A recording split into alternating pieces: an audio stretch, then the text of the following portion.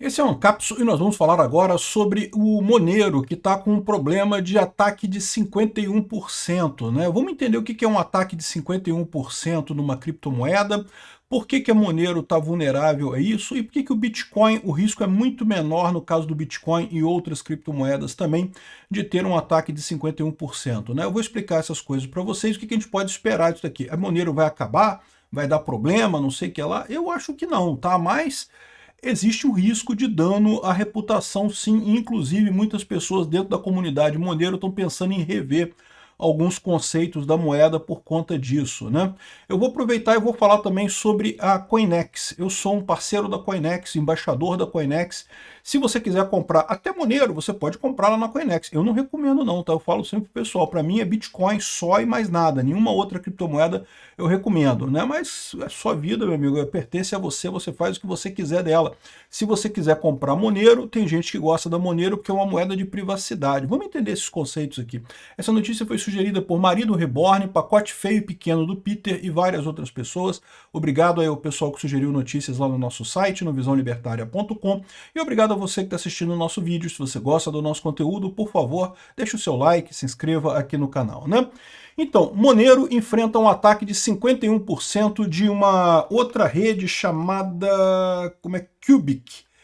Cubic é uma outra criptomoeda que tem um conceito de mineração que eu, sinceramente, acho que é bolota, tá? Eu acho que isso é enganação. Eu vou explicar para vocês o conceito aqui, mas eu acho que é enganação, né? Antes da gente entrar no que é a Cubic, por que ela está com 51% da mineração da Monero e outras coisas, vamos entender o que é esse ataque de 51%, né? Que história é essa? Lembra que as criptomoedas todas são baseadas num negócio chamado blockchain, né? Blockchain é isso daqui, ó. É fácil você ver aqui, ó, se você entrar nesse site aqui, mempool.space. Isso daqui mostra a blockchain do Bitcoin. Então isso daqui, ó, blockchain é uma cadeia de blocos, né? Então tá aqui o bloco 907.619, depois dele veio 907.620, 907.621, tá vendo? É uma cadeia de blocos, né, que é colocada as transações do Bitcoin nessa cadeia, né? Aqui desse lado de cá está um negócio chamado mempool, que são as transações que ainda não foram colocadas em um bloco, né? E você lembra, tem um monte de computadores especializados, né, que são os mineradores, que tentam justamente pegar essas transações que estão aqui, fazer uma ordenação matemática com elas específica, em que eles conseguem resolver uma charada matemática própria, e quando eles conseguem isso, eles mineraram esse bloco, né? Aí o bloco passa daqui para cá, e daí você ganha uma recompensa por isso, né? Essa é a base da maior parte das criptomoedas, funcionam assim, dessa forma, né? Então, esse é o processo de mineração. Mas repara, o Bitcoin não tem um ponto centralizado, não tem um servidor central que decide qual que é a blockchain correta. Pode acontecer, quando uma dessas mineradoras descobre um bloco, consegue resolver a charada, ela publica isso na rede. Então o que é publicar na rede? Ela avisa para todos os nodos que estão perto dela que, olha só, resolvi o bloco 907.625, que é o próximo bloco aqui, né? Resolvi esse bloco, tá aqui o novo bloco, não sei o que lá. E isso vai propagando entre os servidores, entre os nodos do Bitcoin, né? Até que todo mundo concorda que, bom, esse bloco foi resolvido pela mineradora XYZ. Aqui está o nome da mineradora. O último bloco foi minerado pela Via BTC. Antes disso foi o Antpool de novo, Spiderpool. Enfim, aqui são as mineradoras que fizeram a mineração desses blocos, né?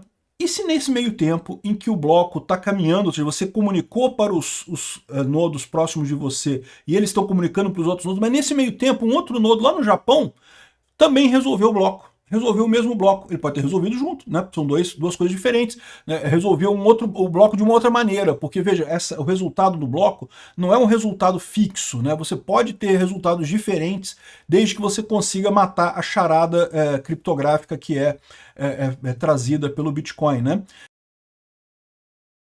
Então vamos supor que um outro minerador, num outro lugar do mundo, também resolveu esse bloco e começou a publicar pela rede dele. E aí, como é que resolve isso? Isso acontece, tá? Volta e meia acontece. No site aqui não acontece não, porque eles não mostram esses casos, tá?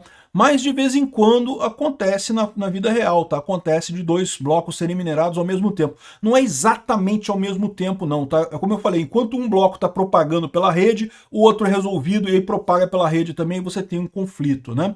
O que que acontece a partir daí? Metade da rede vai estar acreditando que o fulano lá do Japão que resolveu o bloco 907.625 e a outra metade da rede vai estar achando que você que resolveu o bloco 907.625. E aí quando você começa a minerar o bloco seguinte, você tem um problema, porque uma parte vai minerar a partir do bloco dele, outra parte vai minerar a partir do seu bloco. Quem conseguir resolver o bloco seguinte, aí vai ter o que eles chamam de vantagem de tamanho. Como a pilha é maior, tem um bloco a mais, vai ganhar sobreposição sobre o lado que perdeu. Então você resolve o problema. É por isso que em Bitcoin você recomenda que sejam...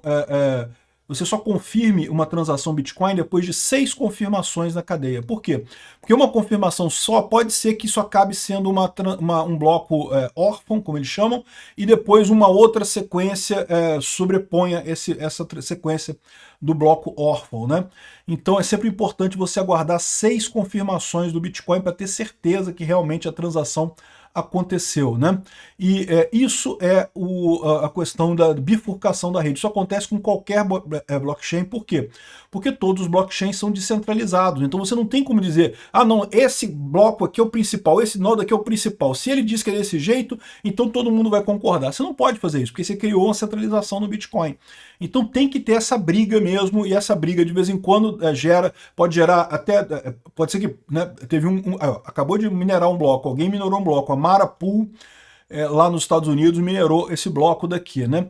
Então, você pode gerar, nesse momento, vamos supor, 2 blocos competindo ao mesmo tempo. Aí, o segundo bloco também aconteceu a mesma coisa. Então, você tem agora 2 sequências de 2 blocos totalmente independentes uma da outra, e continua isso daí. Só que é estatisticamente impossível que 6 blocos cheguem dessa forma. Então um vai ganhar, um vai chegar um a mais e vai conseguir sobrepor o outro e vai tomar conta de toda a rede. Então essa é a beleza do Bitcoin, funciona muito bem. E isso é que é o problema do ataque de 51%. O que é o ataque de 51%? Né? O pessoal explica aqui o que é ataque de 51%. Se você for dono de 51% da rede de mineração, então como vocês verem aqui, o Bitcoin tem várias mineradoras, a Mara Pool, Via BTC, Antipool, Spider Pool, tem mais um monte aqui, se você procurar aqui tem um monte de mineradoras, né? Nenhuma dessas aqui tem nem perto de 40% do pool, né? Houve algumas épocas que chegou a 40%, mas nenhuma delas hoje tem isso daí, né? E isso é a coisa bela da história, por quê? Porque você evita um ataque de 51%. Se uma mineradora tiver 51% do Bitcoin, ela pode continuar operando sem fazer nenhum ataque. Não tem problema nenhum, ela pode continuar operando sem atacar nada. Mas ela pode resolver fazer o seguinte ataque, eles explicam aqui. O que acontece? Você começa agora a não comunicar com o resto da rede. Você resolve os seus blocos aqui, mas não comunica esses blocos para o resto da rede. E aí você passou a ter 2 redes que vão evoluindo em paralelo. E aí você pode ter mais do que 6 blocos, né, de blocos órfãos, de forma que, no final das contas, quando você fizer finalmente a consolidação da rede, quando tiver, vai ter muito mais do que 7 blocos juntos.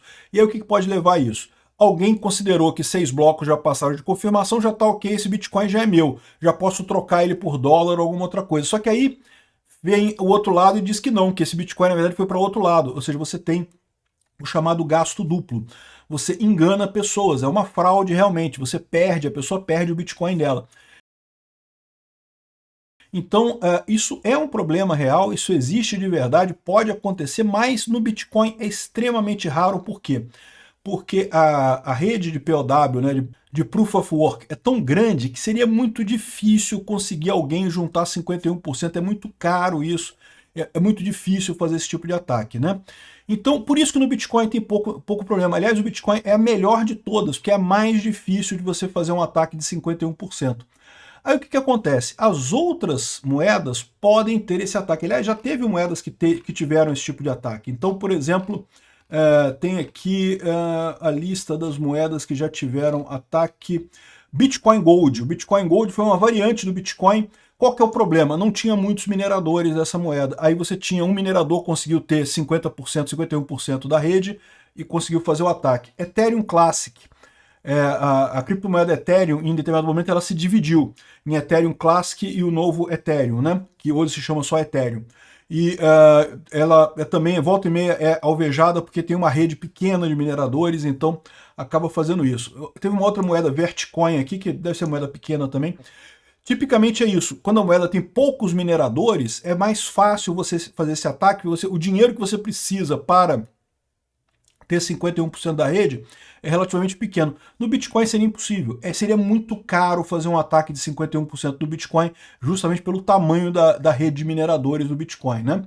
E aí a Monero tem esse caso. Por que a Monero tem esse problema? Porque a Monero resolveu fazer um negócio que é o seguinte, olha só. A mineração da Monero, uma coisa que o pessoal reclama da mineração do Bitcoin é que a mineração do Bitcoin você precisa ter ASICs, você tem que comprar uma caixinha. Aqui, ó, esses aqui são ASICs, tá vendo? São computadores especializados para minerar Bitcoin. Na verdade, o hardware, ele é feito, o chip é desenhado para minerar Bitcoin, né?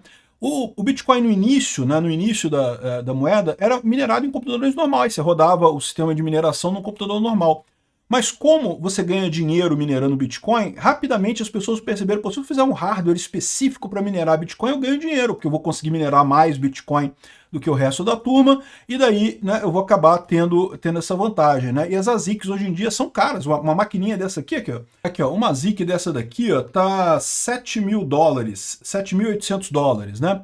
Então é caro esse produto, né? E pior do que isso, gasta muita energia elétrica. Por isso que se fala que minerar aqui no Brasil não vale a pena, porque a energia elétrica é tão cara aqui no Brasil que o que você ganharia de Bitcoin não pagaria nem a sua conta de energia elétrica, né? Toma cuidado, porque essa daqui é uma ASIC 21, que é mais moderna. Você vai encontrar mais barato aqui, Antminer S19. A 19 são duas gerações para trás, teve S20 e S21. Então é complicado isso daqui. Aí o pessoal não gosta disso. Aí o Monero, o que eles resolveram fazer? Não, vamos fazer o seguinte, vamos fazer um algoritmo de mineração que não possa ter ASICs. A pessoa tem que continuar minerando no computador, né? E qual que é o problema de você fazer esse tipo de coisa, né? É justamente que você acaba tendo uma capacidade total de mineração pequena, porque são computadores, as pessoas que estão rodando isso, então alguém industrialmente pode bater essa rede de pessoas minerando Monero, né? E foi exatamente o que fez esse pessoal aqui da UPOL, né? Que é, na verdade, o Qubit, né, que eles estão fazendo aqui justamente para fazer esse ataque contra a Monero. A Monero tem essas características, tá? É uma criptomoeda que muita gente gosta dela porque ela tem a característica da privacidade. Ao contrário do Bitcoin, em que todas as transações são públicas, então você sabe que o Bitcoin saiu da sua conta, foi para a conta de fulano, dá para saber a transação de todo mundo aqui, você só não sabe de quem que é a conta. Você tem que foi da conta X para a conta Y. Quem que é o dono da conta X? Não sei. Quem que é o dono da conta Y? Também não sei. Então, isso é a privacidade do Bitcoin. O Monero vai além. Você não tem como saber que foi da conta X para a conta Y. Não tem como saber de quem que foi para quem o Monero, no caso, né? Então tem gente que gosta mais do Monero, né? As ideias do Monero chegaram a ser discutidas pelo Satoshi Nakamoto quando criou o Bitcoin. Chegou a ser proposto o mesmo mecanismo da Monero para a privacidade. Ele abriu mão disso porque ele entendeu que seria mais difícil você identificar eventuais falhas na rede. No Bitcoin você consegue saber, o Bitcoin saiu daqui e foi para cá. Se tiver alguém que fez um hacking e conseguiu criar Bitcoin do zero, você sabe onde é que foi o negócio, para onde é que foram esses Bitcoins. Na Monero não tem como saber, você criou dinheiro, não tem como saber, como rastrear esse tipo de coisa, né? Então, nesse trade-off, ele abandonou essas ideias da Monero, né? Então a Monero funciona para quem gosta de privacidade, mas lembrando, lógico, você pode comprar Monero até na Coinex. A Coinex tem Monero aqui, ó, você pode comprar cripto aqui na Coinex, a gente vai falar sobre isso daqui a pouquinho. Como negociação, você compra o dólar Tether e daqui você compra Monero. Mas lembra, enquanto a Monero estiver na sua conta da Coinex ou na conta de qualquer corretora, ela está ligada no seu nome, né? Não tem o que dizer, né? No momento que você quer realmente ter privacidade, tem que transferir esse dinheiro da Monero, da Coinex ou de qualquer outra corretora para uma carteira própria sua. Aí você vai ter a sua privacidade. A partir daí, você pode gastar esse Monero sem ninguém saber que você gastou esse Monero, né? Então a Monero tem essas duas características. É uma moeda de privacidade e ela pode ser minerada em computadores, né, normais. Aí qual que foi a sacada que o cara fez aqui, né? O que aconteceu? Esse cara aqui, ó, da Qubit, ele inventou um negócio chamado UPOL. Vocês sabem, Proof of Work, né, prova de trabalho, é a base da blockchain, né? Justamente você resolver aquele enigma criptográfico que a gente explicou que o pessoal tem que resolver no blockchain, e as outras criptomoedas funcionam de forma similar, né? Uma crítica que se faz a isso é que você desperdiça energia elétrica em algo que não resolve nada. E aí, qual que foi a ideia do cara aqui? Não, e se ao invés de você usar essa energia, você estivesse resolvendo um problema real, um problema de verdade? E aí ele diz aqui que é justamente treinamento de inteligência artificial como maneira de chegar no mesmo consenso, né? Então, ele está dizendo aqui que essa é a ideia do Useful Proof of Work, o POW, que ele está chamando aqui, né? E, sinceramente, eu não me debrucei sobre exatamente o que é o algoritmo da UPOL, mas eu acho que é bullshit, tá? Por quê? Por que eu acho que é bullshit? Porque, no final das contas, você treinar a inteligência artificial não é algo que garanta a mesma dificuldade em cada atividade. Quando você faz a charada criptográfica do Bitcoin, você tem certeza que depende exclusivamente da capacidade computacional, mais nada. Aqui, nesse caso, como é que você vai fazer para garantir que todas as tarefas de treinamento de IA tenham o mesmo peso? Isso não faz sentido. Para mim é bullshit isso daqui, né? E aí o que ele fala aqui, né? Que no final das contas, você tem aqui, você baixa o instalador do Proof of Work do Qubit, só que o que ele faz? Ele diz que ele minera o Qubit, mas nas horas vagas minera Monero. E aí quando ele te dá o resultado da Monero, ele te dá o resultado da Monero mais o Qubit. E aí você ganha dinheiro em cima disso daqui. Só que o pessoal está dizendo que não é nada disso. Na verdade, ele minera só Monero e o cara tá botando um adicional de dinheiro do bolso dele para você ganhar um pouquinho a mais nisso daí, fingindo que você está minerando o tal do Qubit, mas não tem mineração nenhuma, é o cara te dando dinheiro mesmo aleatoriamente, conforme vontade dele. Mas aí o que acontece? Fica mais interessante para você que tem um computador rodar esse minerador dele aqui do que rodar o minerador normal da Monero. Por quê? Se você rodar o minerador normal da Monero, você só ganha Monero. Aí aqui você vai ganhar Qubit, que tem 20% a mais que a Monero. E aí, ou seja, pô, né, o pessoal começou a migrar para isso, é melhor usar esse cara aqui, né? E aí ele tem o controle dessa rede dele, porque o pessoal minera Monero indiretamente, né? Minera, na verdade, o Qubit dele, e o Qubit dele minera a Monero lá na história, né? Ou é assim que a coisa indica. De novo, eu acho que esse negócio de UPOL que ele está falando aqui é bullshit. Não li o paper dela, não tenho certeza, mas eu digo que é bullshit porque eu não consigo imaginar como que você vai fazer as tarefas de treinamento de inteligência artificial igualzinho. O que ele está fazendo aqui é minerar Monero e botando mais um dinheiro na mão dele. Porque aí o que acontece? Como ele bota um pouco mais aqui, ó, atualmente a recompensa por bloco de Monero é 0,6 XMR, 0,6 Monero. Totalizando 432 XMR por dia, cerca de 139 mil dólares por dia. Portanto, é um ataque muito barato, né? Ou seja, ele oferece um pouquinho mais do que o pessoal ganha normalmente aqui, ó, e no final das contas, aqui, ó, ele oferece sua própria moeda com um bônus de 10% para atrair mais mineradores para o seu pool. Ou seja, ele está pagando para os mineradores minerarem usando o software dele. Só que se é o software dele, ele controla. Então ele passa a ter 51% da rede da Monero, e aí ele fez esse aviso aqui agora, olha só, esse cara aqui, né? Caros detentores de Monero, o time da Qubit não foi capaz de contactar cada serviço aceitando moedas de Monero. Por favor, informem as exchanges e outras entidades relevantes que a partir do dia 2 de agosto, meia-noite, até o dia 31 de agosto, meia-noite, é muito recomendável que vocês aceitem pagamentos da Monero só depois de 13 confirmações. Então lembra como eu expliquei? Se você tem essa bifurcação da rede, você pode exigir mais confirmações. Se você exigir menos confirmações, você está sujeito a ataque de gasto duplo, né? Então ele está pedindo que exijam 13 confirmações. Hoje a rede da Monero exige 10 confirmações.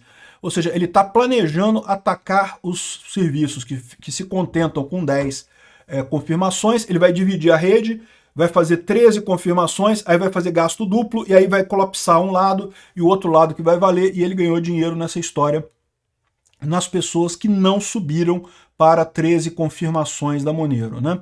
Então, assim, é um ataque de 51%, é um ataque sério, eu não sei como é que a Monero vai ficar nessa história.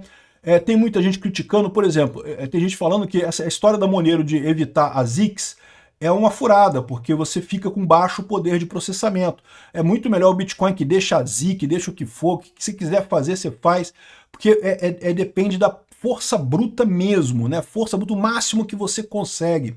Não é força bruta mais limitada porque eu quero fazer na CPU, porque eu quero manter a igualdade dos mineradores e não sei o que lá.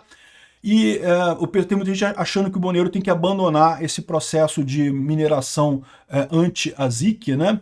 Mas enfim, vamos ver o que vai acontecer, né? De qualquer forma, você que se interessou pelo assunto e quer conhecer mais das criptomoedas, eu recomendo muito que você faça isso aqui na Coinex.